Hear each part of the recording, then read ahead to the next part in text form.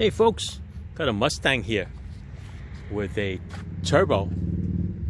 It's a 2.3 liter. I think this is a 26, so this is a fairly new one. I'm going to show you how to change the air filter on this. Look how easy it is. I'll place you right here. Basically, it's just 3 clips. 1, 2, 3. And over here, there's 2 little slots that slide into a bracket. One's over here and one's over there. I'm going to slide them out just a little bit. And there's your filter. Check that out. Okay?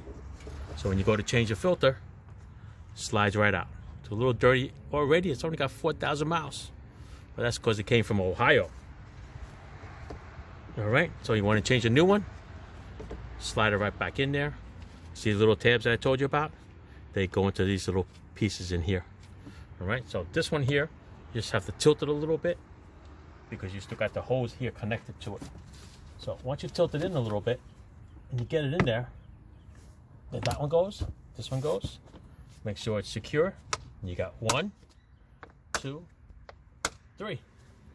There you go. There's your air filter change. Easy peasy, right? Alright.